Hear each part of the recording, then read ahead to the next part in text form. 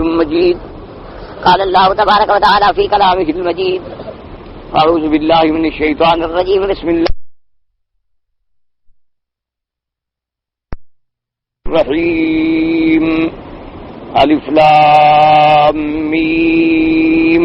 ذلك الكتاب لا ريب فيه هدى للمتقين. قال المؤلف والمفسر رحمه الله تعالى: أدام النفع بعلومه وعلومكم في الدارين آمين. إلى أن قال: وقيل هي اسم من أسماء الله تعالى. فقال: فواته الصور من أسماء الله تعالى.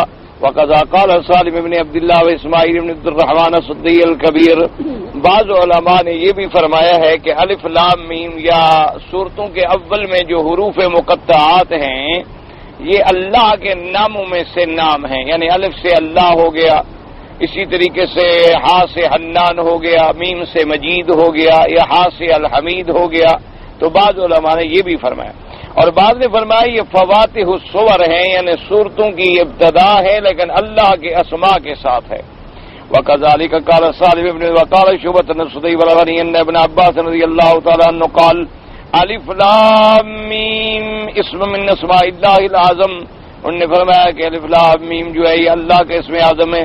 هكذا رواه ابن حاتم من حديث شعبة ورواه ابن جرير من دار بن مهدي شعبة قال: سألت صديا حاميم وطاسين والف لام میم. وقال ابن عباس هي اسم اللہ العظم. انہوں نے فرمایا کہ الف لام میم جو ہے یہ اللہ کا اسم اعظم ہے. وقال ابن جرير وحدثنا محمد بن مسنى قال حدثنا ابو النعمان قال حدثنا شعبان اسماعيل صديا مرة الهمداني قال عبد الله وذكر نحوه وحكى مسعود علي بن عباس وقال علي بن ابي طلحه بن عباس هو قسم اقسم الله به وهو من اسماء الله تعالى. ایک قول مبارک یہ ہے کہ یہ قسم ہے جس سے اللہ نے قسم کھائی ہے اور یہ اللہ کے اسماء میں سے ہے. ورواه ابن حاتم من حديث ابن رية الخضر حدثنا إكرمة أنه قال ألف لام ميم قسم. انہوں نے فرمایا قسم. ورأينا من حديث شريك بن عبد الله تعالى صاحب النبي الزهار بن باز ألف لام ميم قال أنا الله أعلم. یعنی انہوں نے کہا کہ اس سے مراد یہ ہے، یعنی یہ مخفف ہے انا. وقذا قال سعید بن جبیر وقال سدی نبی مالک والنبی صلی اللہ علیہ وسلم دانی ابن مسعود والناس من اصحاب النبی صلی اللہ علیہ وسلم رضی اللہ تعالی عنہم الف لام میم. قال اما الف لام فهي حروف استفتر حروف ہجاء اسماء اللہ تعالی. انہوں نے فرمایا کہ یہ حروف ہجاء ہیں جیسے الف با تا ثا، اسی طرح اللہ تبارک و تعالی کے اسماء میں سے یہ حروف مبارک لیے گئے ہیں. وقال ابو جعفر الرازي عن ربيع بن انس بالعاليه في قوله تعالى الف لام ميم قال هذه الاحرف الثلاثه من 29 حرفا. انہوں نے فرمایا کہ جو 29 حرف ہیں یعنی الف با تا سا جیم ہا سا، ان میں سے یہ 3 حروف ہیں. دارت فی الالسن کلها ليس من حرف الا وهو مفتاح اسم من اسمائه. انہوں نے فرمایا کہ اگر یہ دیکھا جائے تو 29 حرف جو ہے نا قاعدے کے جو الف با سے شروع ہوتے ہیں یا تک، انہوں نے کہا ہر حرف جو ہے اگر اس میں آپ غور کریں گے تو اللہ کے اسماء میں سے کسی نہ کسی اسم کی ابتدا ہے. وہ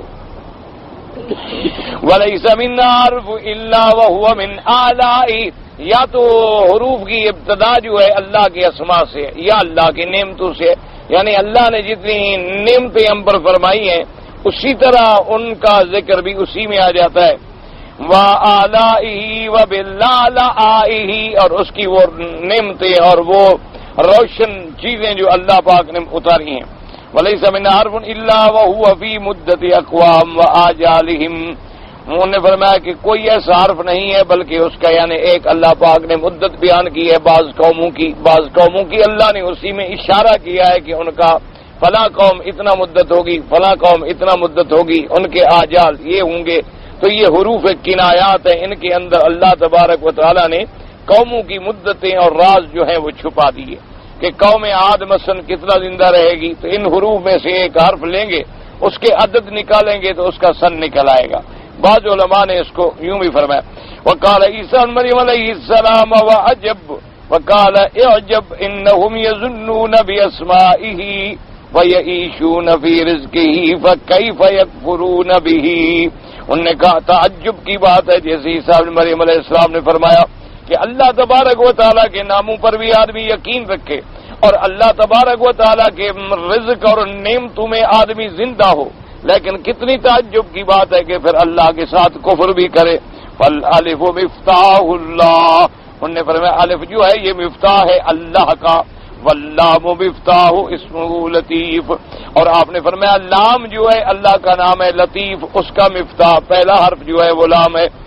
اور اسی طرح فرمایا والمیم مفتاح اسمہ مجید، اللہ کے اسماء میں سے چونکہ مجید اللہ کا نام ہے تو اس لیے میم اس کا پہلا فالالف اعلی لہ واللام لطف اللہ والمیم مجد اللہ. انہوں نے فرمایا الف سے اللہ کی اعلیٰ یعنی نعمتیں، اللام سے اللہ کا لطف، میم سے اللہ کا مجد. والالف سنہ واللام ثلاثون سنہ والمیم 40 سنۃ. انہوں نے فرمایا کہ جہاں صرف الف ہو مراد ہوتا ہے ایک یعنی 1 سال، لام ہو تو 30، میم ہو تو 40. تو انہوں نے فرمایا اس سے بھی یہ اشارہ ہے، اور الف سے اللہ کے اعلیٰ ہیں، لام سے اللہ کا لطف ہے، میم سے اللہ کا مجد ہے، یا الف سے مراد اللہ ہے، لام سے مراد لطیف ہے، میم سے مراد مجید ہے. هذا لفظ ابنیات منور والجی ثم شرع يوجه كل واحد من هذه الاقوال ويوفق بينها وانه لا منافاة بين كل واحد منها وبين الاخر. اب مفسر رحمت اللہ علیہ فرماتی ہیں کہ سب اقوال جمع کیے گئے اور پھر تمام علماء نے اپنے اپنے اقوال کو توفیق ملانے کے لیے کوشش کی. کہتے ہیں غور کریں تو کوئی ان کے اندر جھگڑا یا تعارض نہیں ہے. فإن الجمع ممکن، جمع کرنا جو ہے ممکن ہے. فہی اسماء للصور، یہ صورتوں کے بھی نام ہے. وہی من اسماء اللہ، یہ اللہ تبارک و تعالیٰ کے بھی نام ہے. یفتتح بها الصور، اس سے صورتوں کی افتتاح بھی کی جاتی ہے. وکل حرف منها دل على اسم من اسمائه وصفاته، ان میں سے ہر حرف جو ہے وہ اللہ کے نام اور اللہ کی صفات پہ دلالت کرتا ہے. کما افتتح صورا کثیرۃ بتحمیدہ وتسبیحہ وتعظیمہ، جیسے کہ اللہ تبارک و تعالی نے بعض صورتوں کی ابتدا کی، فرمایا سبح للہ، فرمایا یسبح للہ، فرمایا الحمدللہ الذی انزل علی عبدہ الکتاب. تو مفسر نے فرمایا کہ سارے قول جمع ہیں. اللہ کے اسماء میں سے بھی پہلا حرف ہے، صورتوں کی افتتاح بھی اسی سے کی گئی ہے، اللہ کے اسماء و صفات کی طرف بھی اشارہ ہے. تو یہ جمعی اقوال اگر ہم اکٹھے کر لیں تو کوئی تعارض ان میں نہیں بنتا. قال ولا مانع من دلالة الحرف منها على اسم من اسماء الله وعلى صفة من صفاته وعلى مدة وغير ذلك.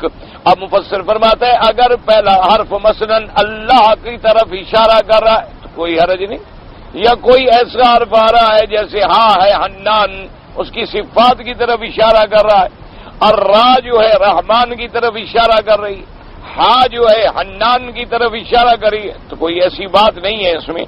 اور اس کے بعد فرماتے ہیں یا ان حروف سے مراد مدتوں کہ الف سے 1، لام سے 30 اور میم سے 40، تو یہ 71 ہو گیا.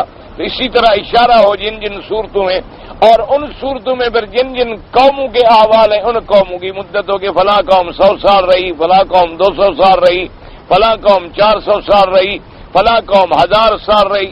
تو کہتے ہیں یہ بھی ہو سکتا ہے. وَكَمَا ذَكَرَهُ الرَّبِيعُ بْنُ أَنَسٍ بِالْعَالِيَةِ لِأَنَّ الْكَلِمَةَ الْوَاحِدَةَ تُطْلَقُ عَلَى مَعَانٍ كَثِيرَةٍ كَلَفْظِ الْأُمَّةِ وَإِنَّهَا تُطْلَقُ وَيُرَادُ بِهَا الدِّينُ كَقَوْلِهِ تَعَالَى. اب مفسر رحمت اللہ علیہ فرماتی ہیں کبھی ایک حرف ہوتا ہے لیکن اس کا اطلاق کئی معنوں پر ہوتا ہے.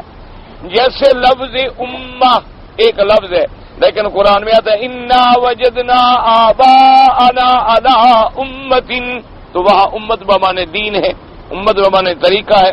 وتطلق ویراد بها الرجل المطیع، اور کبھی لفظ امت بولا جاتا ہے اور مراد ہوتا ہے کہ اللہ کی اطاعت گزار بندہ.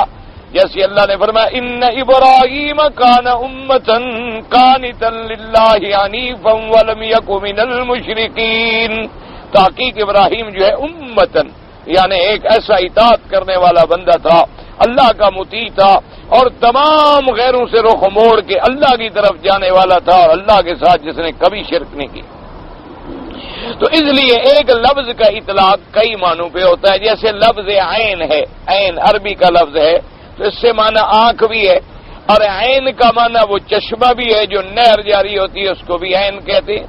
اسی طرح عین کا لفظ جو ہے جاسوس پر بھی اطلاق ہوتا ہے، جو جاسوسی کرتے ہیں کہتے ہیں عین ہے۔ اسی طرح عین جو ہے نمونے کو بھی کہتے ہیں، اسی طرح عین جو ہے اس گھٹنے کی ہڈی کو بھی عین کہتے ہیں۔ تو اب یہ ہے کہ وہ استعمال میں، اچھا سورج کو بھی عین کہتے ہیں، تو اس لیے وہ استعمال میں ہم دیکھیں گے جہاں محاورہ آئے گا عین طلعت کہ عین نکل آیا، طلوع ہوا، ہم کہیں ہاں شمس طلعت سورج برات۔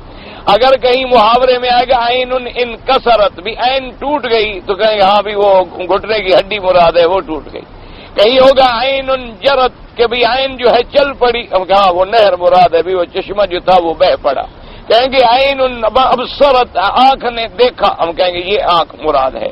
اسی طرح کہیں گے عین طلعت، ہم کہیں گے ہاں جاسوس ہے اس کو پتہ چل گیا، اطلاع مل گئی۔ تو اس لیے ایک لفظ جو ہے کبھی اس کا اطلاق جو ہے کئی چیزوں پہ ہو سکتا۔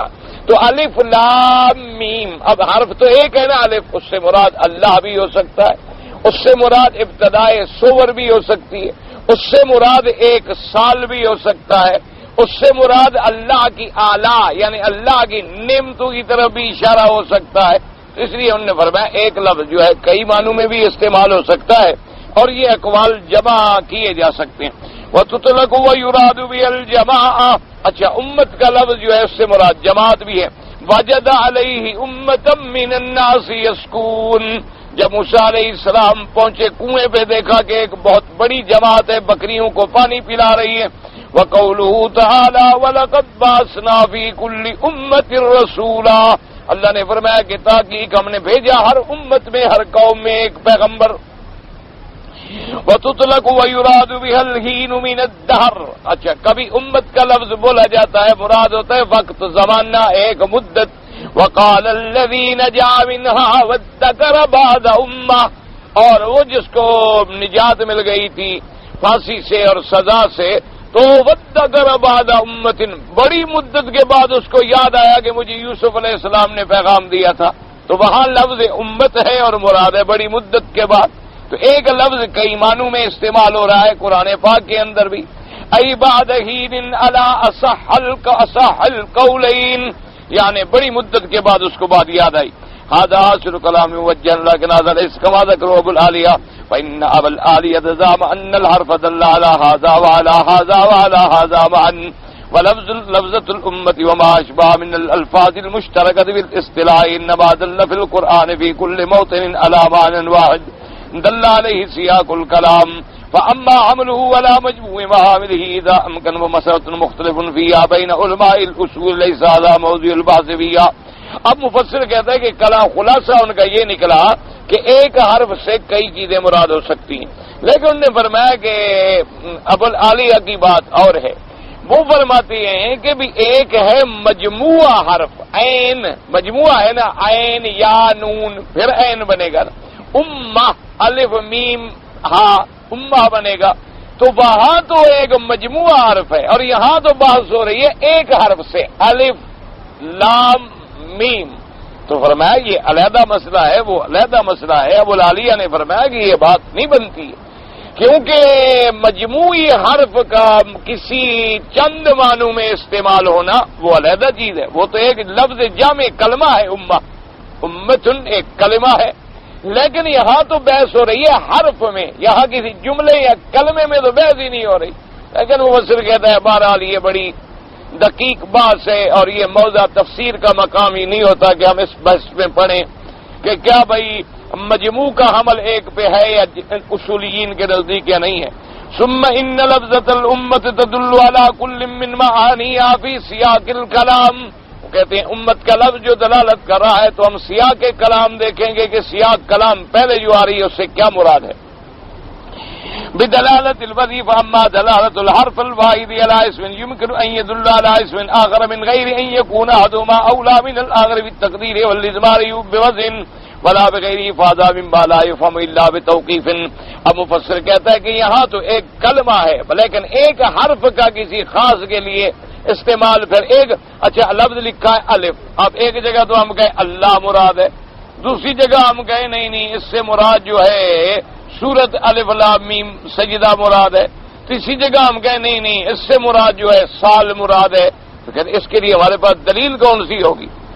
وہاں تو ہم دلیل رکھتے ہیں نا کہ ان ابراہیم کان امتن، پیچھے ابراہیم علیہ السلام کا ذکر موجود ہے، وہاں ہمارے پاس دلیل ہے کہ وَوَجَدَ عَلَيْهِ أُمَّةً مِّنَ النَّاسِ يَسْقُونَ کے کنویں پر انہوں نے ایک جماعت کو پایا جو پانی پلا رہی تھی.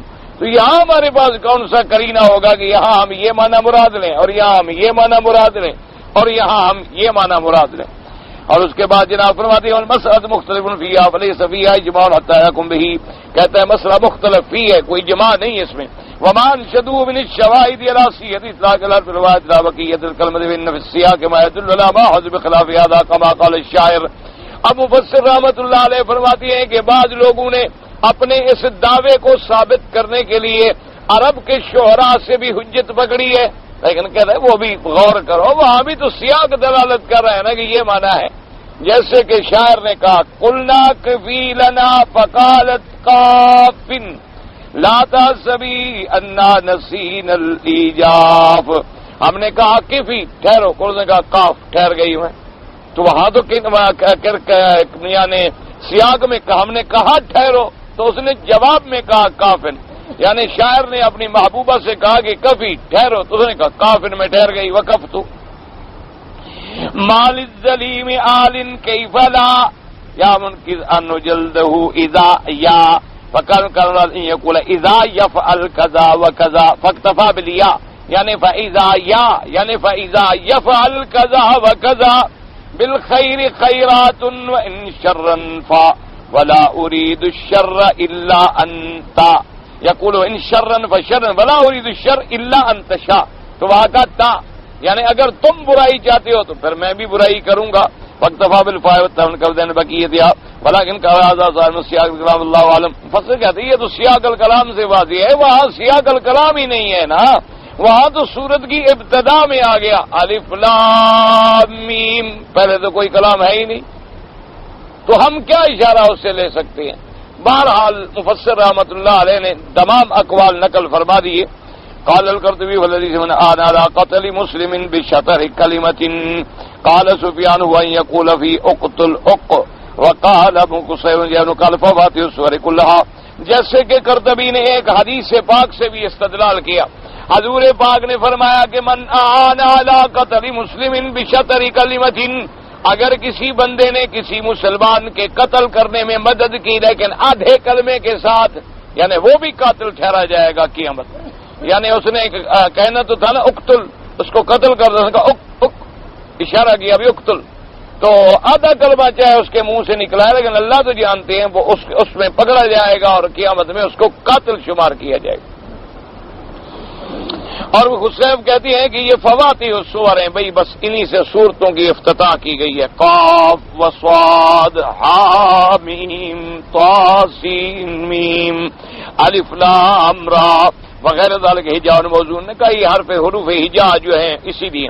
وقال بعض اهل العربیہ الحروف نوب المعجم استغرا بذکر بعض كما في واسن ذکر الواقعہ التي تتم السماء حرفا كما يقول قال ابن يكتفي الف با تا سا في حروف المعجم 27 واستغرا بذکر بعض مجموعہ. انہوں نے کہا یہ وہی حروف ہیں جو 28 حرف ہیں، ان میں سے کچھ کا ذکر آ گیا کچھ کا ذکر نہیں آیا. قلت مجموع الحروف المذکورہ فی اوائل السور بحذف المقرر منها 14 حرفا. مفسر کہتا ہے کہ 28 نہیں بلکہ اگر مقرر حرف ہم گرا دیں تو 14 بنتے ہیں. الف لام میم صاد را کاف ہا یا عین طا سین ہا قاف نون. یجب قولک نص حکیم قاطع له سر، یعنی اگر ان کو جمع کرو تو کیا بن جائے گا؟ نص، یعنی نون سواد جمع کیا نص بن گیا. حکیم ہا کاف یا میم کو جمع کیا تو حکیم بن گیا. قاف الف طا عین کو جمع کیا تو قاطع بن گیا. اور لام ہے کو جمع کیا تو لہو بن گیا، سین اور را کو جمع کیا تو سرن بن گیا۔ تو بہرحال کلام عرب میں ایسے استعمال ہوتے تھے کہ جیسے کہ وہ مثل مشہور ہے کہ ایک بزرگ کی خدمت میں کوئی آدمی آیا اور بڑا عرصہ خدمت کرتا رہا اور خدمت کرتا رہا، اور اس کے بعد جناب خدمت کا خلاصہ یہ نکلا کہ جب اس کو موقع ملا تو اس نے کہا کہ جی مجھے آپ مہربانی کریں، میں اتنے عرصے سے آپ کی خدمت میں جو پڑا ہوا ہوں مجھے سونے کا نسخہ سکھلائیں۔ یہ بزرگوں کی خدمت میں ہر قسم کے لوگ ہوتے ہیں۔ اللہ تبارک و تعالی ہمیں بھی اور آپ کو بھی سب کو ہدایت دے اور اخلاص عطا فرمائے۔ کسی کی اخلاص سے خدمت کرنا یہ ابھی دو تین دن کا واقعہ ہے۔ میں حجر اسود کے سامنے بیٹھا تھا، نماز پڑھی میں نے عشاء کی، نفل پڑھے، ایک آدمی بیٹھا رہا۔ اب آدمی ساتھ بیٹھا ہو تو لازمی بات ہے کہ انسان کو شرم آتی ہے کہ کہیں ریا نہ ہو جائے، میں اس کے دکھلاوے کے لیے نہ پڑھ رہا ہوں۔ اس لیے اصول ہوتا ہے کہ کوئی آدمی اگر وظیفے میں مشغول ہے تو آپ دور چلے جائیں، جب وہ فارغ ہو تو آپ اس کو مل لیں۔ خیر بہرحال وہ فارغ ہونے کے بعد ملا، میں نے کہا السلام علیکم جناب، فرمائیے آپ کوئی کام ہے؟ ہاں جی کام ہے۔ میں نے کہا فرمائے کیا کام ہے؟ جی آپ مجھے نسخہ بتلا دیں، سونے کا نسخہ پوچھنے آیا تھا۔ میں نے کہا شریف آدمی، اللہ کے کعبے میں بیٹھا ہوں، اس کعبے پر بھی اگر یقین نہ ہو اور آدمی نسخے بناتا پھرے تو اس سے بڑا بے ایمان بھی کوئی ہوگا؟ یعنی جس کو اللہ کے گھر میں بھی اللہ کے رزق پر یقین نہیں ہے، خدا کے دروازے پہ بیٹھے، اس سے بڑا بھی کوئی کیمیا کا نسخہ ہے دنیا میں؟ ایک ذمہ دار کے دروازے پہ میراثی ہوتا ہے، نئی ہوتا ہے، وہ اس کو نہیں بھولتا۔ ہم خدا کے دروازے پہ پڑے ہیں تو خدا رزق نہیں دے گا؟ وہ بیچارے لوگ دیکھتے ہیں نا، ان کی گھڑیاں روز نئی ہوتی ہیں، کپڑے نئے ہوتے ہیں، یہ نہیں دیکھتے خدا کے بندے پتہ نہیں اللہ ہمیں کہاں کہاں سے بھیجتا ہے۔ اب بھیجنے والے جو الحمدللہ ہزاروں ہوں اور پہننے والا ایک ہو تو وہ روز نئی چیز تو پہنے گا۔ کبھی کسی نے کپڑے بنا کے بھیج دیے، کبھی کسی نے کچھ، اللہ ان کو جزائے خیر عطا فرمائے۔ ہمیں پتہ نہیں ہوتا، ہم سے پورے نہیں ہوتے، ہم اٹھا کے الحمدللہ لوگوں کو دیتے رہتے ہیں۔ کیوں؟ وہ بھی تو بیچارے اندازہ کرتے ہیں محبت میں کہ ہاں یہ آ جائے گا، بڑا ہو گیا، کوئی چھوٹا ہو گیا، کوئی نہ آیا، ان کا اچھا بھی اس نے ہدیہ بھیجا، آپ آگے ہدیہ دے دیں۔ لوگوں نے سمجھا سونا بناتے ہیں، کوئی کہے گا چاندی بناتے ہیں، کوئی کہتے ہیں ہوٹلوں کا کاروبار کرتے ہیں۔ کیا علاج؟ اب اس کا کوئی علاج ہے ہمارے پاس؟ ما سوا اس کے کہ انا للہ و انا الیہ راجعون، اس کے علاوہ تو ہم کچھ نہیں کہہ سکتے۔ ہمارا تو یہ ایمان ہے کہ ایک تو یاد رکھو اللہ کا وعدہ ہے رزق کا مطلق، وما من دابۃ فی الارض الا علی اللہ رزقها، ہر زمین پہ چلنے والی چیز کا رزاق میرا رب ہے۔ ان اللہ هو الرزاق ذو القوۃ المتین۔ اور ایک وعدہ ہے مکے والوں سے، وہ خاص وعدہ ہے کہ فَلْيَعْبُدُوا رَبَّ هَٰذَا الْبَيْتِ، کہ تم اس گھر کے رب کی عبادت کرو۔ أَطْعَمَهُم مِّن جُوعٍ وَآمَنَهُم مِّن خَوْفٍ، میں ان کی بھوک کو دور کر دوں گا، ان کے خوف کو بھی دور کر دوں گا، ان کو امن بھی نصیب کروں گا، ان کو رزق بھی نصیب کروں گا۔ تو ہمارے ساتھ تو اللہ کے دو وعدے ہیں، ہم کیسے بھوکے رہ سکتے ہیں؟ یعنی ایک اللہ کا مطلق رزق والا وعدہ بھی ہمارے ساتھ ہے، ایک مکے میں رہیں، اللہ کی عبادت کریں، اللہ کی توحید کا پرچار کریں۔ تو میں نے آپ کو مثال دی ہے نا کہ ذمہ دار اپنے میراثی کو نہیں بھولتا، ہم خدا کا ہر وقت نام لے رہے ہیں، اس کی توحید کے علمبردار ہیں، تو وہ مالک ہمیں فراموش کیسے کر دیں؟ وہ تو ارحم الراحمین ہے۔ اس لیے کتنی بڑی بات کی تھی حسن بصری رحمت اللہ علیہ نے، انہوں نے فرمایا میرے اللہ تو نے تو اس وقت مجھ پہ کرم کیا جب میں نے مانگا بھی نہیں اور مجھے ضرورت بھی نہیں تھی، اور تو نے مہربانی کی۔ کیا مانا؟ یعنی جب میں پیدا نہیں ہوا تو میں نے اپنے پیدا ہونے کے لیے کوئی دعا مانگی تھی، یا مجھے پیدا ہونے کی کوئی ضرورت تھی؟ اگر میں نہ پیدا ہوتا تو کون سا کام دنیا میں رہ جاتا؟ تو اس وقت بھی تو نے مجھے کرم کیا، مجھے وجود بخشا، ماں کے پیٹ میں رکھا، میرے اوپر مہربانی کی، مجھے زندہ سلامت نکالا، مجھے پھر عقل دیا، اور اب میں اپنے گناہوں میں تیری معافی کا محتاج ہوں، تو اب تو کرم نہیں کرے گا؟ جب میں محتاج نہیں تھا، جب میں مانگنے والا نہیں تھا، تو نے اس وقت بغیر مانگے بھی دیا، اور میری احتیاج کے بغیر کرم کیا، اور اب میں گناہوں میں ڈوب گیا ہوں، تیری معافی کا محتاج بھی ہوں، تو اس سے مانگتا بھی ہوں، تو کریم مجھے ٹھکرا دے گا؟ ناممکن بات۔ یہ تو ہمارا یقین نہیں ہے خدا کے ساتھ۔ اللہ کے ساتھ یقین ہو تو مٹی بھی سونا بن جاتی ہے، اللہ کے ساتھ یقین ہو تو آدمی کی زبان سے کلمہ نکلتا ہے اور میرا مالک اپنی رحمتیں فرما دیتے ہیں۔ اور اگر خدا کے دروازے پر رہنے کے بعد بھی آدمی کا ایمان، ایقان، یقین درست نہ ہو تو پھر اللہ ہدایت دے، اور کوئی مرکز ہدایت ہمیں تو نظر ہی نہیں آتا۔ او جناب بڑا ناراض ہو کے چلا گیا، اللہ معاف۔ بڑا ہونے کہا بدری مولوی صاحب نے کعبے میں جھوٹ بولا ہے، بناتے ہیں مجھے نہیں بتلاتے۔ ناراض اسی لیے ہوا ہوگا نا، اور کیا میرا قصور ہے بیچار، میں تو اس کا نام بھی نہیں جانتا۔ تو ان کی خدمت میں جب آئے تو کہا، تو انہوں نے فرمایا کل سر۔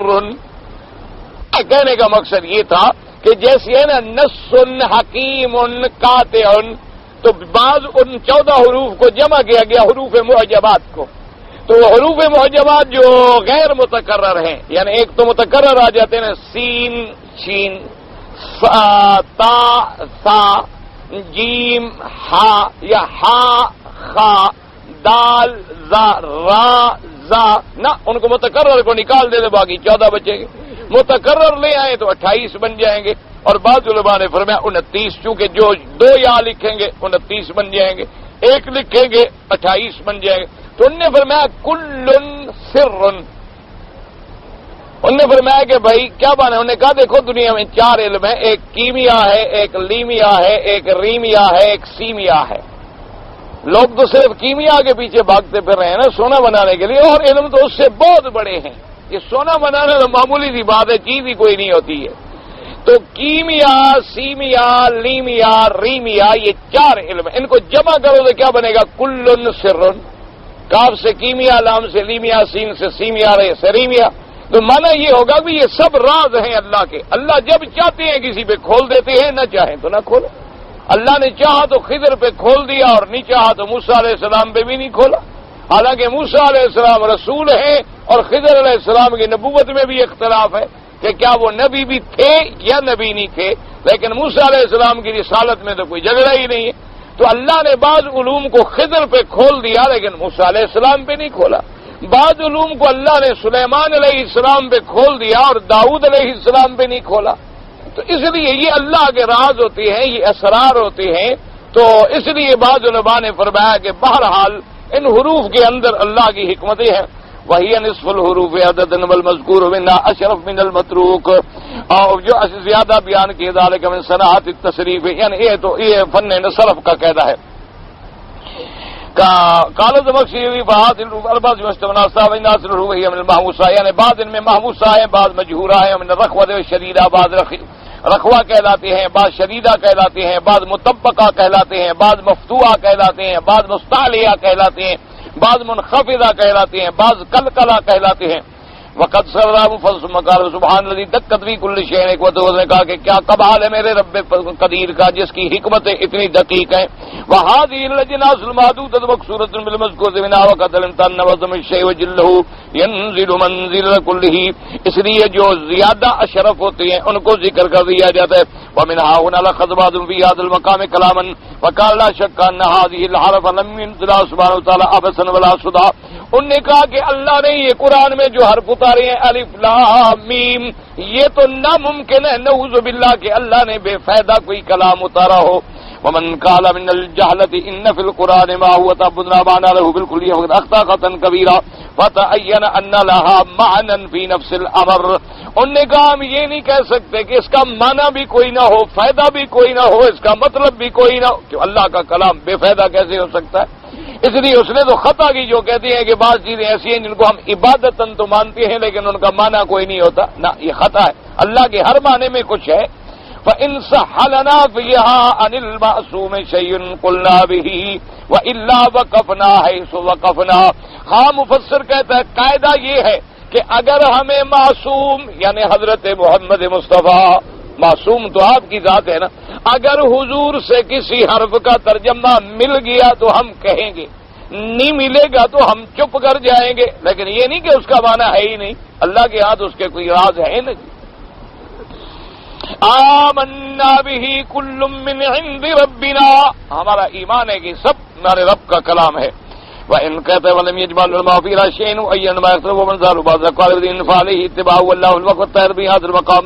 اب مفسر فرماتے ہیں کہ بعض لوگوں نے اختلاف کیا، اصل میں جس کو جو قول جدھر زیادہ کبھی نظر آیا اس نے اسی کی طرف رجوع کر لیا. نہ تو بہتر یہ ہے کہ ہم ٹھہر جائیں بس جب تک کہ کوئی بات واضح نہ ہو. المقام الآخر في الحكمة التي اقتضت إيراد هذه الحروف في أوائل السور ما هي ما قطع النظر عن معانيها في أنفسها. وقال بعض من ذكر ربيع أوائل السور قام جی هذا ضعيف. بعض نے کہا کہ اس کو سورت کے اول میں ذکر کیا گیا تاکہ اوائل سور معلوم ہو سکے، ضعیف قول ہے. لأن الفصل حاصل، تاکہ فاصلہ بھی بنے کہ یہ سورت علیحدہ، یہ بھی فصل تو پہلے ہی آج موجود ہے، بسم اللہ الرحمن الرحیم موجود ہے. ما لم تذكر فيه وفيما ذكر فيه البسمة تلاوة وكتابة. وقال آخر بل ابتدى بهذا استواء سؤال المشركين استواصوا بالإعراض عن القرآن حتى إذا استمعوا له تلا عليهم المؤلف من وقاع ابن جرير أيضا وهو ضعيف أيضا، لأنه لو كان كذلك لكان ذلك في جميع السور لا يكون في بعضها بل غالبها ليس كذلك، ولو كان كذا كان كذلك أيضا لا نبغي الابتداء بها في أوائل الكلام سواء كان افتتاح سورة أو غير ذلك. ثم ان هذه السورة التي تلياني البقرة مدنية ليست خطابا للمشركين فانتقض ما ذكروه بهذه الوجوه. اچھا، بعض لوگوں نے کہا کہ اصل میں کفار جو ہیں وہ قرآن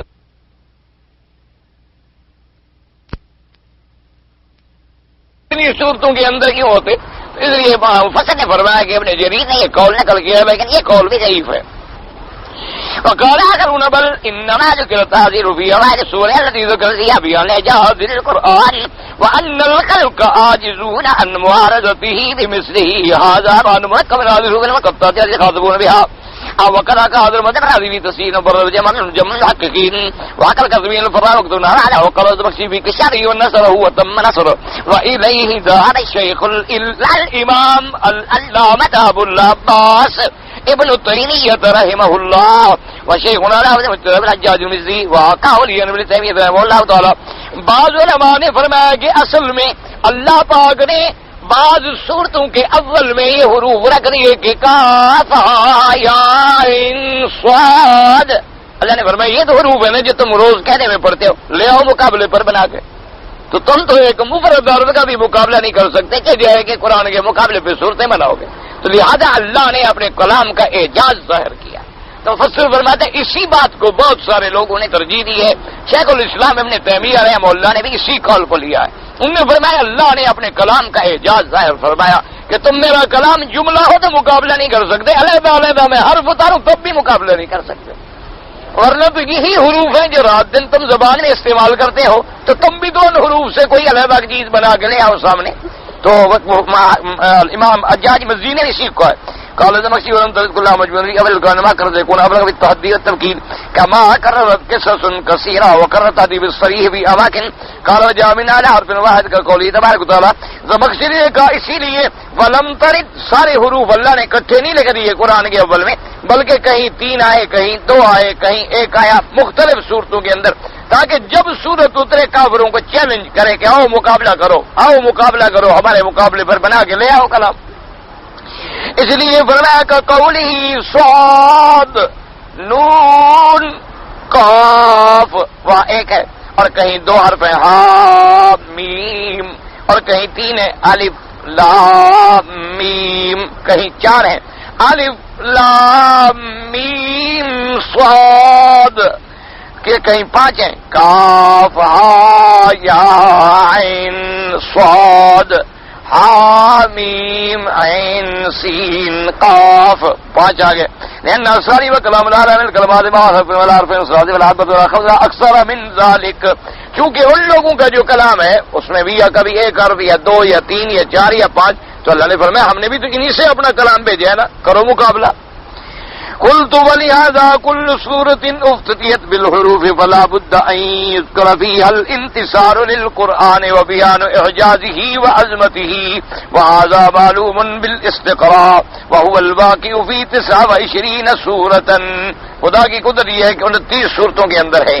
جیسے فرمایا الف لام میم ذالک الکتاب لا ریب فیہ، الف لام میم اللہ لا الہ الا هو الحی القیوم نزل علیک الکتاب بالحق مصدقا لما بین یدیہ الف لام میم صاد کتاب انزل الیک فلا یکن فی صدرک حرج منہ الف لام را کتاب انزلناہ الیک تخرج الناس من الظلمات الى النور باذن ربهم الف لام میم تنزیل الکتاب لا ریب فیہ من رب العالمین حامیم تنزیل من الرحمن الرحیم حامیم عین سین قاف کذالک یوحی الیک والذین من قبلک اللہ عزیز حکیم. یعنی اللہ نے حروف بھی وہی لگائے نا جہاں قرآن نے تحدی کی. اللہ نے قرآن اتارا, اللہ نے قرآن اتارا, اللہ نے قرآن اتارا, اللہ نے اپنی کتاب آپ کی طرف بھیجی. وغیر ذلک من الآیات الدالۃ علی صحۃ ما ذهب الیہ هؤلاء لمن امعن النظر واللہ اعلم. اب مفسر فرماتا ہے قرآن کی ان آیات پہ غور کرو تو ان لوگوں کا قول جو ہے وہ ذرا قوی معلوم ہوتا ہے کہ یہ اللہ کے قرآن کا اعجاز ہے بس. وَأَمَّا مَنْ زَعَمَ أَنَّهَا دَالَّةٌ عَلَى مَعْرِفَةِ الْمَدَدِ وَأَنَّهُ يُسْتَخْرَجُ مِنْ ذَلِكَ أَوْقَاتَ الْحَوَادِثِ وَالْفِتَنِ وَالْمَلَاهِمِ فَقَدْ ادَّعَى مَا لَيْسَ لَهُ وَطَارَ فِي غَيْرِ مَطَارِهِ. اور بعض لوگوں نے جو کہا کہ اس سے مدت ہے, اعداد ہیں, سن ہیں, اور ان سے حوادث اور زلازل اور جو حادثے آنے ہیں ان کا معلومات ہو جاتی ہے. مفسر نے کہا اس نے جھوٹ بولا ہے اور اس نے ایسے مسئلے میں دخل دیا ہے جس میں اس کو دخل دینے کا حق بھی نہیں پہنچا. وقد ورد فی ذلک حدیث ضعیف وذلک ادل علی بطلان عادل المسلک من توسق براسیته وهو ما رواه محمد بن اسحاق بن صاحب المغازی حدثنا الكلبی عن نبی صالح بن عبد الله بن زیاد قال مر ابو یاسر بن اخطب فی رجال فی یہود برسول اللہ صلی اللہ علیہ وسلم. وہ کہتے ہیں کہ ابو یاسر ابن اخطب چند جماعت کے ساتھ یہودیوں کے لوگوں کے ساتھ, یعنی یہودیوں کی ایک جماعت تھی ان کے ساتھ وہ بھی تھا, گزرے حضور پاک صلی اللہ علیہ وسلم ہوا یتلو فاتحۃ سورۃ الکتاب. حضور صلی اللہ علیہ وسلم یہ پڑھ رہے تھے الف لام میم ذالک الکتاب لا ریب فیہ فتح خوی بن اختر یجعلنی حزبک تعالی اللہ قسمت محمد تو فی معذرۃ علی. وہ آیا اپنے بھائی کے پاس, اس نے کہا کہ آج میں نے سنا ہے کہ حضرت محمد رسول اللہ صلی اللہ علیہ وسلم یہ آیت مبارک پڑھ رہے تھے. فقال انت سمعته قال نعم قال فمشى هو ابن اختفي اولئك النفر من اليهود الى رسول الله. وہ اس جماعت کو لے کے حضور کی خدمت میں آیا. فقال تعلمون والله لك سمعت محمد يتلو فيما انزل الله تعالى فقالوا يا محمد صلى الله عليه وسلم يذكر انك تتلو فيما انزل الله عليك الف لام میم. انہوں نے کہا حضور ہمیں پتہ چلا ہے کہ آج آپ نے یہ پڑھا ہے الف لام میم ذالک الکتاب لا ریب فیہ. تو فقالوا ثم بلا, حضور نے فرمایا ہاں میں نے پڑھا. فقالوا جاءک بہذا جبریل من عند اللہ. انہوں نے کہا حضور یہ کلام جبریل لایا ہے اللہ کی طرف سے. فقال نعم قالوا لقد بعث الله قبلك انبياء ما نعلمه بين نبي منهم ما مدة ملكه وواجر امته غيرك وقام حيي بن اخطب اقبل من كان ما هو قال لهم الف واحد واللام 30 والميم 40 فهذه 71 سنة افتدخلون في دين نبي انما مدة ملكه واجر امته 71 سنة. اب اس نے کہا کہ حضور پہلے جتنے انبیاء پہ کلام اترا ہے ان کے اندر تو ایسے حروف نہیں ملتے, یعنی حروف مقطعات, اور آپ کے کلام جو اللہ نے آپ پر اتارا ہے اس میں یہ ملتی ہے. ہاں تو معلوم ہوتا ہے کہ بس آپ کی تو زیادہ سے زیادہ دین اور اسلام کی مدت 71 سال ہے. الف سے 1 ہے, لام سے 30 ہے اور میم سے 40 ہے. اور لوگوں سے کہنے لگا یار اس دین میں ہم کیسے داخل ہوں جو 70 سال کے بعد ختم ہو جائے گا. ثم اقبل على رسول اللہ وقال یا محمد هل مع هذا غیره. اس نے کہا اچھا حضور یہ تو بنتے ہیں نا 71, اس کے علاوہ بھی کوئی ایسے حروف اترے ہیں؟ آپ نے فرمایا ہاں. آپ نے فرمایا الف لام میم صاد. قال هذا اسکل. کہنے لگا ہاں یہ تو پھر لمبی مدت ہو گئی. الف 1 لام 30 میم 40 صاد کے 90 ہو گئے تو 31 و 100 سنۃ. یہ تو اور لگا. حل ما هذا یا محمد صلی اللہ علیہ وسلم حضور اس کے علاوہ بھی کوئی اترا ہے؟ آپ نے فرمایا ہاں. کہنے لگا کیا؟ آپ نے فرمایا الف لام را. قال هذا اسکل و اطول. نے کہا او یہ تو اور مدت لمبی ہو گئی. الف 1 ہو گیا, لام 30 ہو گئے, را جو ہے 200 ہو گئے. فهذا 31 ما هذا يا محمد غيره. قال نعم. قال ماذا؟ قال الف لام ميم را. قال هذه اسكلوات والالف واحده واللام 30 والميم 40 والراميتان وهذه 71 ميتان ثم قال لقد بسالنا امر کیا محمد صلی اللہ علیہ وسلم رضی قرین ہوتی تھا ہم کثیرا. جب حضور نے یہ سارے پڑھے کہنے لگا ہو اب ہم گھبرا گئے, ہم اختلاف پتہ نہیں آپ کی زیادہ مدت ملی ہے آپ کو یا کم ملی ہے, ہمیں سمجھ نہیں آ رہا. یعنی جب تھوڑی تھی تو پھر تو نخرے کر رہا, جب اور حروف سامنے آئے تو یہ سارے بس حساب کتاب تھے ان کے. اس کے بعد کہنے لگا ثم قال قوموا انه کہنے لگا اٹھو چلو. ثم قال ابو یاسر اخي فلما من الاحبار ما يدريكم لعله قد جمع هذا محمد كله 71 و31 مئة و31 و 774 سنين. اس کے بھائی نے کہا کہ بھائی گھبراتے کیوں, ہو سکتا ہے پتہ نہیں اللہ نے حضور کی امت کو اتنی مدت دی ہو, یعنی 700 تو 700 اور 704 سال. یہ بھی جھوٹ ہے. اب تو الحمدللہ 15ویں صدی میں ہم جا رہے ہیں اللہ کی رحمت سے. وقال لقد تشابه علينا امر فيظنون ان هؤلاء لا يتنزل فيهم هو الذي انزل عليك الكتاب من آيات محكمات هن ام الكتاب اخرى متشابهات. اللہ نے بعض آیات جو ہیں محکمات ہیں اور بعض متشابہات ہیں. جو ایمان والے ہیں متشابہات کو محکمات کی روشنی میں دیکھتے ہیں, اور جو گمراہ ہیں وہ متشابہات سے لوگوں کو دھوکہ دیتے ہیں. فهذا الحديث مدار الله محمد بن صاحب الكلبي وهو ممن لا يحتج بما انفرد به. اس سند کی مدار جو ہے محمد ابن صاحب کلبی پر ہے اور وہ کمزور ہے. اس کی روایت اگر اکیلے ہو تو حجت نہیں ہوتی. ثم كان مقتضى هذا المسلك ان صحيحا ان يحسب مالك كل حرف من الحروف الاربعه اشر التي ذكرناها وذلك يبلغ منه جملة كثيرة وإن حسبت مع التكرر فأتم وأعظم والله أعلم. اب مفسر فرماتی ہیں کہ اگر اس کو ہم مان لیں تو ہر حرف جو ہے 14 حرفوں میں سے جس کو ہم نے ذکر کیا تو اس کے تو کئی جملے بنتے ہیں, اور پھر وہ مکرر بھی ہے. تو اب جب مکرر کو ہم گنیں گے تو پھر تو اور بڑھتی چلی جائے گی بات, اور لمبی ہوتی چلی جائے گی بات. تو اصل دیکھیں نا جی, اب آپ نے الحمدللہ جمیع اقوال پڑھ لیے ہیں. یہ علماء کا کمال ہوتا ہے کہ وہ سارے قول جمع کر دیتی ہیں, یعنی کمزور بھی جمع کر دیتے ہیں, ضعیف بھی جمع کر دیتے ہیں, اور مختلف علماء کی تعویلات بھی جمع کر دیتے ہیں تاکہ کل کو طالب العلم پریشان نہ ہو, اس کے دماغ میں سارے قول موجود ہوں. اب خلاصہ کیا نکلا کہ ان کا معنی کوئی نہیں جانتا مگر اللہ, کیونکہ بعض لوگوں نے یہ کہا اور بعض نے یہ کہا اور بعض نے یہ کہا اور بعض نے یہ کہا, لیکن سب سے اعلیٰ اور اسہل اور بہتر طریقہ کیا ہے کہ بھی یہ حروف مقطعات ہیں. ان کا علم جو ہے میرے اللہ تبارک و تعالیٰ کی ذات کو ہے کہ ان حروف سے کیا مراد ہے اور ان حروف سے حقیقت کے.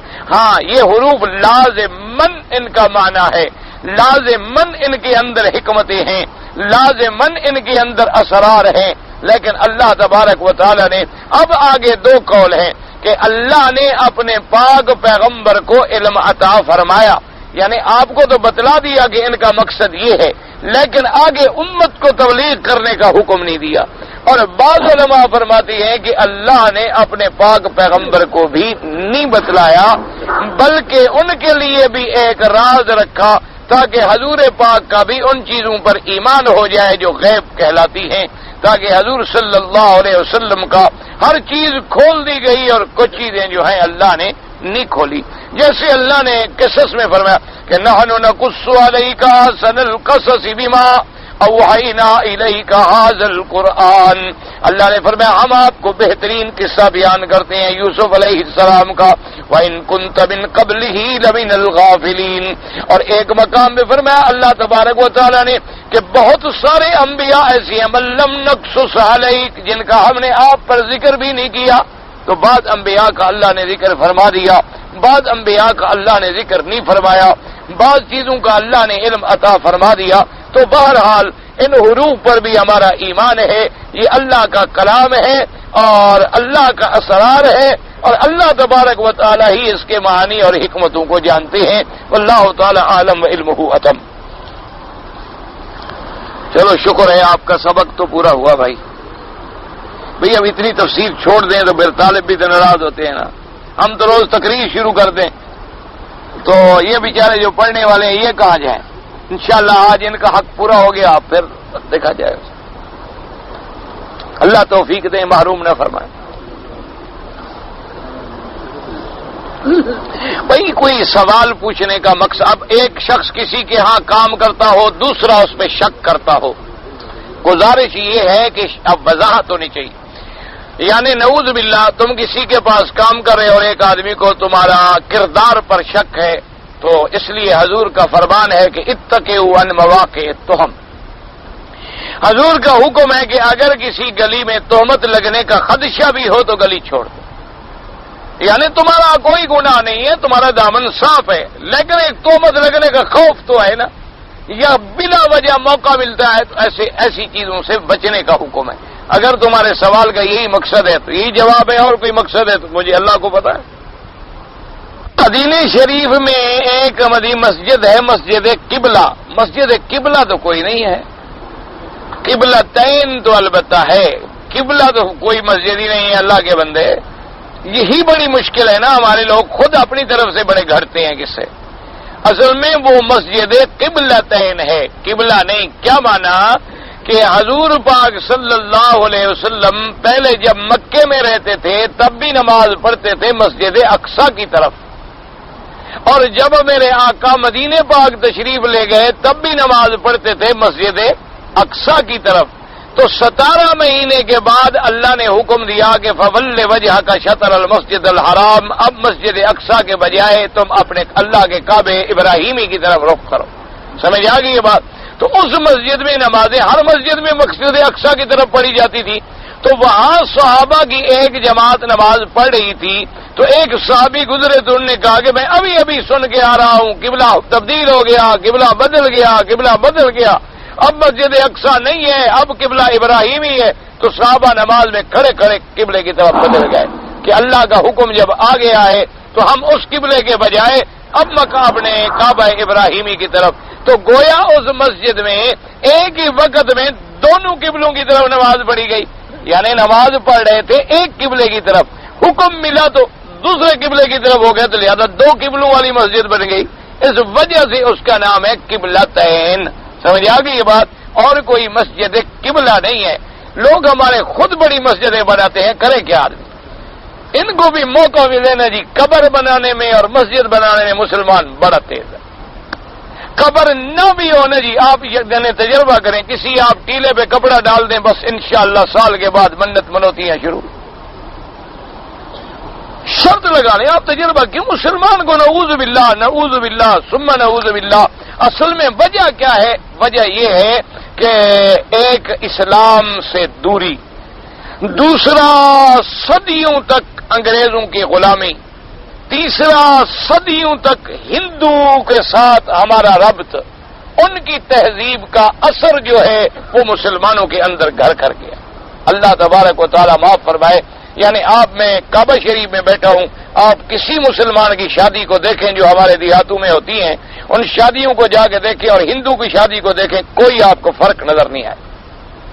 آپ شرط لگا، ایک ایک رسم جو ہے وہی ہندو والی ملے گی. وہ پھیرے دیتے ہیں، یہ بھی پھیرے دیتے ہیں، وہ لوہا پکڑتے ہیں، یہ بھی لوہا پکڑتے ہیں، وہ بھی گھوڑے پہ چڑھاتے ہیں، یہ بھی گھوڑے پہ چڑھاتے ہیں، وہ بھی پھولوں کے تاج بنا کے آگے ڈالتے ہیں جناب دولہے کو، یہ بھی اسی طرح کے سہرے ڈالتے ہیں، وہ بھی مہندیاں لگاتے ہیں، یہ بھی مہندیاں لگاتے ہیں، وہ بھی ہاتھ میں سرخ دھاگے باندھتے ہیں، یہ بھی ہاتھ میں سرخ دھاگے باندھتے ہیں، وہ بھی سگن کرتے ہیں، یہ بھی سگن کرتے ہیں، وہ بھی آٹا عورت کے بدن پہ ملتے ہیں، پتنی ابٹل لگا رہے ہیں، پتنی کیا کیا کر رہے ہیں، یہ بھی کرتے ہیں. یعنی ایک ایک رسم ملا لیں، معلوم ہوگا نعوذ باللہ ہم ہندو کے گھر میں بیٹھے.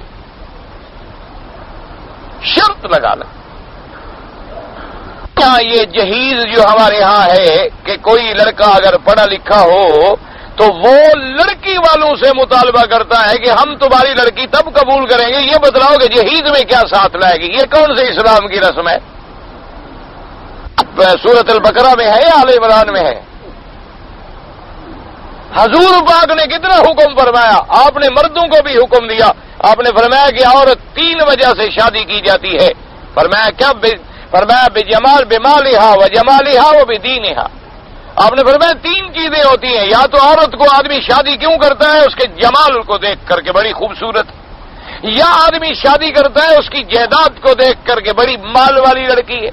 یا آدمی شادی کرتا ہے کہ بڑی دیندار ہے. آپ نے فرمایا فختر ذات الدین. آپ نے فرمایا کہ میری امت میں تمہیں یہ حکم دیتا ہوں نہ جمال کو دیکھنا نہ مال کو دیکھنا، تم دین کو دیکھنا، کہ اگر وہ لڑکی دین والی ہے، نماز کی پابند ہے، قرآن کی حافظ ہے، قرآن پڑھی ہوئی ہے، دیندار گھرانے میں اس کی تربیت ہے، اس کو ترجیح دینا۔ مال اور جمال تو عارضی چیزیں، مال جیسے آتا ہے اسی طرح چلا جاتا ہے، جمال جیسے آتا ہے اسی طرح فنا بھی ہو سکتا ہے کہ وہ لڑکی گر جائے اور کی ٹانگیں ہی ٹوٹ جائے، ہو سکتا ہے کہ وہ بیچاری گر جائے اور کوئی ایسا داغ لگ جائے کہ دیکھنے کے قابل بھی نہ رہے، لیکن دین تو قبر میں بھی ساتھ جائے گا، حشر میں بھی ساتھ جائے گا اور آخرت میں بھی ساتھ جائے گا۔ عورت کے لیے حضور نے یہ حکم دیا، اور مردوں کے لیے میری مدنی پاک کی سرکار نے یہ حکم دیا کہ اذا جاء احدکم ممن ترضون من دینہ او کما قال، حضور نے فرمایا اگر کوئی بندہ تمہارے دروازے پر لڑکی کا رشتہ مانگنے کے لیے آئے اور تم یہ دیکھو کہ آنے والا دیندار ہے، آنے والا پرہیزگار ہے، فرمایا فزوجوہ، اس کے ساتھ فوراً رشتہ کر دو، فإن لم تکن ففساد کبیر، فرمایا اگر تم ایسا نہیں کرو گے تو دنیا میں فساد پھیل پڑے گا۔ فرمایا یہ نہ دیکھا کرو کہ وہ امیر ہے، یہ نہ دیکھا کرو کہ صاحب جائیداد ہے، یہ نہ دیکھا کرو کہ کوٹھیاں کارے مال ہے، ان یکونوا فقراء یغنیہم اللہ، اگر وہ غریب ہے اللہ پاک قادر ہے ان کو بڑا امیر بنا دے۔ اللہ تبارک و تعالیٰ کی ذات قادر ہے کہ شادی کے بعد کوئی ایسے اسباب پیدا کر دے کہ وہ امیر بن جائے، اور اللہ قادر ہے کہ امیر کو ایسا نقصان دے کہ وہ تباہ و برباد ہو کے جہنم میں گر جائے۔ یہ کیا ہے؟ اس لیے ان دو چیزوں کو سامنے رکھا کریں جب بھی رشتہ کریں۔ یہ تمام لعنتیں، تمام رسومات جو ہیں یہ یہودیوں کی اور ہندوؤں کی رسومات ہیں، ان کا اسلام سے کوئی تعلق نہیں ہے۔ اسلام کہتا ہے عورت کو مہندی لگائیں، عورت سنگار کرے اپنے خامد کے لیے، اپنے شوہر کے لیے، اپنے گھر کے اندر، بازاروں کے لیے نہیں۔ اسلام اجازت دیتا ہے کہ شادی پہ کوئی دف وف بجا لے یا چند لڑکیاں اکٹھے ہو کے جیسے ہمارے یہاں سیرے ویرے کہتی ہیں، اس کی بھی اسلام اجازت دیتا ہے۔ یہ نہیں کہ گانے والیاں منگوائیں اور طوائفیں منگوائیں اور مجرے کروائیں، وہ حرام ہے۔ یعنی وہ لڑکیاں جو بالغ بھی نہ ہوں، چھوٹی بچیاں گھر میں خوشی کر رہی ہیں، سیرے ویرے کہہ رہی ہیں یا دلہن کے آگے آگے جا رہی ہیں۔ حضور نے فرمایا ایک بچی کی شادی ہوئی، آپ نے فرمایا کہ اس کو تم نے ایسے بھیج دیا دولہے کے گھر میں، دو چار بچیاں اس کے آگے بھیجتے ہو، کچھ کہتی جاتی حیا نا و حیا کم، کچھ تو پتہ لگتا لوگوں کو بیچاری دلہن جا رہی ہے کسی کے گھر میں۔ تو یہ چیزیں ہیں جن کی اسلام نے ہمیں اجازت دی ہے کہ اسلام کے اندر، اور جو لاکھوں روپے تم رسومات میں اڑاتے ہو، اللہ تبارک و تعالیٰ کا خوف کرو، وہ لاکھوں روپے تم بورسنا اور ہرسک کے مسلمانوں کو دے دو، کشمیر کے مسلمانوں کو دے دو، افغان کے مسلمانوں کو دے دو، اور بہار کے مسلمانوں کو دے دو جو ایک ایک لقمے کے لیے ترس رہے ہیں، جو لوگ اپنی عصمتیں روٹی کے لیے بیچنے پہ مجبور ہو گئے ہیں، اور تم لاکھوں روپے شادیوں پہ لٹا کے اللہ کے غضب کو دعوت دیتے ہیں۔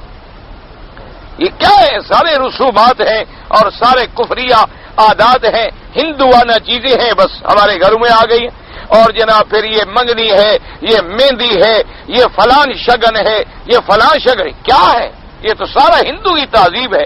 ہندو نے اب بھی تمہیں ہندوؤں سے پیار ہے جن ظالموں نے مسجد کو گرا ڈالا، جن ظالموں نے اپنی اصلیت تمہیں دکھا دی ہے کہ ان کو تمہارے ہاں خدا کا نام لینا گوارا نہیں۔ اور ہمارا مسلمان اتنا بے غیرت ہو چکا ہے، اس کے گھر کے اندر فلم ہندوستان انڈیا کی چلتی ہے، کیسٹ ان کے لیتا ہے، کپڑے ان کے پہنتا ہے، تجارت ان سے کرتا ہے، چیزیں ان کی خریدتا ہے، معلوم ہوتا ہے اس کے اندر ایمان کا ذرہ باقی نہیں رہا۔ اگر ایمان کی غیرت ہو تو بالکل ٹھوکر مار دو، ایک ہفتے کے اندر بنیے کو عقل آ جائے گی کہ میں کیا کر رہا ہوں۔ مسلمان جاگے تو صحیح، کچھ غیرت تو کرے مسلمان۔ اور ہم کچھ نہیں، لڑنے کی کیا ضرورت ہے؟ بالکل نہ لڑیں، بائیکاٹ کر دیں، بس ختم ہو گئی بات۔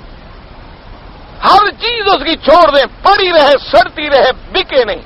ایک مہینے کے اندر ارب تباہی ہو جائے گی، اور بنیے تو پیسے کے لیے اپنا سب کچھ بیچ دے گا۔ وہ کہے گا 10 مسجدیں بنوا لو، خدا کے لیے سودا تو لو۔ جی آباد اپنے یعنی پتہ نہیں کیا ہے، کمائی میں کن لوگوں کا حق ہوتا ہے، کیا پتہ کمائی سے مراد کیا ہے تمہاری۔ بہرحال تمہاری اگر شادی ہے، بیوی بچوں کا تم پہ حق ہے۔ اسی طرح اگر والدین غریب ہیں تو ان کا نان نفقہ بھی تمہارے ذمہ واجب ہے۔ ایک آدمی نے صفا مروا کے 4 چکر لگائے اور سر مڈوا لیا، یعنی 7 چکر نہیں لگائے، امام ابو حنیفہ رحمۃ اللہ علیہ کے ایک قول میں وہ فرماتے ہیں کہ اکثر چکر چونکہ ہو گئے دم سے بچ گیا، لیکن باقی چکر پورے کر لے. سمجھ آ گئی بات؟ باقی اما فرماتے ہیں کہ نہیں، اس نے پورے نہیں کیے، دم پڑ گئے. بعض لوگ جب مدینہ منورہ جاتے ہیں تو لوگ کہتے ہیں میرا سلام عرض کریں، وہی بس دعا کر لیا ان کے لیے کہ یا الہ العالمین. جن دوستوں نے مجھے یہ کہا تھا ان کی طرف سے بھی میں دعا کر رہا ہوں کہ ان کو بھی حضور پاک کی شفاعت نصیب فرما. کی سلام پڑھا کریں حضور صلی اللہ علیہ وسلم کی مزار مبارک پہ جا کے، سیدنا ابی بکر، سیدنا عمر، اسی طرح جنت البقیع، اور جہاں بھی ہوں تو قبرستان میں جایا کریں. اور حضور کے روضے مبارک پہ جانا تو بہت بڑی نعمت ہے. عصر کی نماز کے بعد جو ہے لوگ مقام ابراہیم حتیم کے اندر نفل پڑھتے ہیں، ٹھیک ہے، تو آپ کو لوگوں سے کیا تعلق ہے؟ باقی ائمہ کے نزدیک مکے کے اندر، حرم کے اندر ہر وقت نماز جائز ہے. صرف امام ابو حنیفہ رحمۃ اللہ علیہ کے نزدیک عصر کے بعد نہ پڑھے، مغرب کے بعد پڑھے، فجر کے بعد نہ پڑھے، اور سورج نکلنے کے بعد پڑھے. باقی ائمہ کے نزدیک یہاں جائز ہے، باہر ان کے نزدیک بھی جائز نہیں. صرف یعنی ان کے نزدیک بھی گنجائش جو ہے وہ صرف مکے کی ہے اور حرم کی ہے. دم کی بکری میں اپنے وطن میں ذبح کر کے گوشت غریبوں کو دے دی. جہاں آدمی جرم کرتا ہے سزا وہاں ہوتی ہے. تم یہاں جرم کرو گے تو یہاں ہاتھ کاٹیں گے انشاءاللہ، تمہیں اپنے گھر نہیں بھیجیں گے.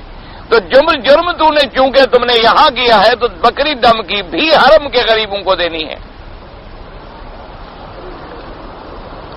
حرم شریف میں لوگ نماز کے دوران آگے سے گزر جاتے ہیں، نہیں گزرنا چاہیے، لیکن اگر مجبوری ہو تو سجدے کی جگہ کو چھوڑ کے تھوڑا دور گزریں.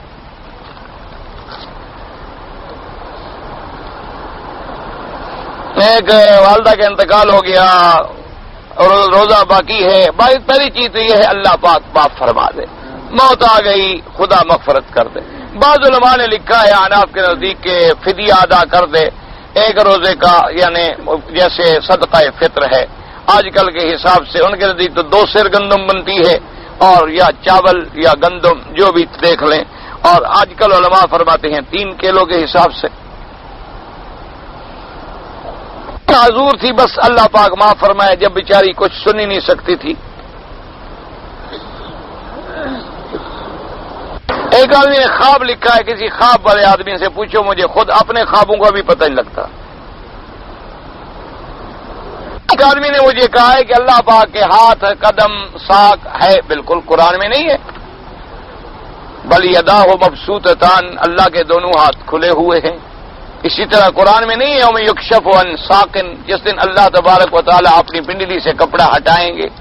اسی طرح قرآن شریف میں نہیں ہے فول وجہ کا شطر اینما تکونوا فثم وجہ اللہ. تو ہمارا ایمان ہے جن صفتوں کا قرآن میں ذکر ہے وہ برحق ہیں، لیکن ہم یہ نہیں کہیں گے کہ ہاتھ کس طرح ہے یا آپ کا ہاتھ مبارک جو ہے وہ کس کی طرح، نہ، مثال نہیں دیں گے. لیس کا مثل ہی شے، اس کی ذات بھی بے مثل ہے، اس کی صفات بھی بے مثل ہیں، لیکن ان کی صفات پر ہمارا ایمان ہے. لیسا کا مثل ہی کا معنی ہوتا ہے اس کی شکل کوئی نہیں. یہ تو نہیں کہ اصل ہی کوئی نہیں، مثل کوئی نہیں نا. یہ تو نہیں کہ اصل بھی کوئی نہیں. تو تم قرآن پڑھتے تو سمجھ آ جاتا.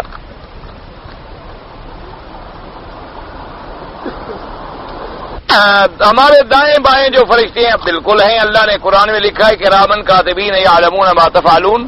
قرآن میں لکھا ہے ما یلفظ من قول الا لدیہ رقیب عتید. جو بھی ہم لفظ نکالتے ہیں، جو بھی ہم کام کرتے ہیں، لکھنے والے لکھ رہے ہیں. حتیٰ کہ حدیث مبارک میں اتنی وضاحت بھی موجود ہے کہ جو کام ہم اچھے کرتے ہیں وہ داہنے والا لکھتا ہے، جو کام ہم برے کرتے ہیں وہ بائیں والا فرشتہ لکھتا ہے. اور یہ بھی حدیث میں موجود ہے کہ بندہ جب گناہ کرتا ہے تو دائیں والا فرشتہ بائیں والے کو کہتے ذرا دیر کرو، جلدی نہ کرنا لکھنے میں.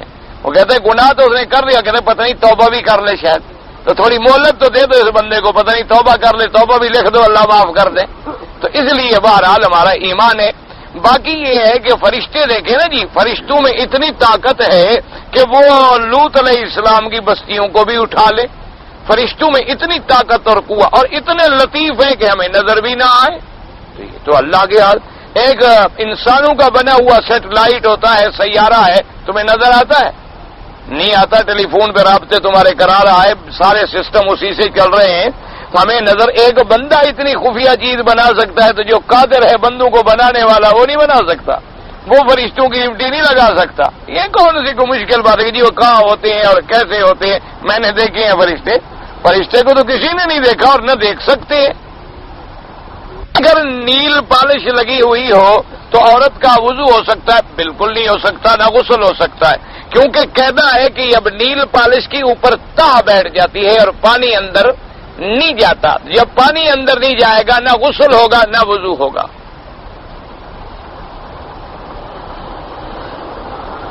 وطر کی رکعتیں جو ہیں چاروں ائمہ رحمہم اللہ لفظ وطر حدیث میں یاد رکھو پوری تہجد پہ بھی آیا ہے کہ حضور نے 8 رکعت پڑھی، حضور نے 9 رکعت پڑھی، حضور نے 12 رکعت پڑھی، کانا یو تیرو۔ اسی طریقے سے بہرحال 3 رکعتوں کا بھی ذکر احادیث مبارک میں موجود ہے۔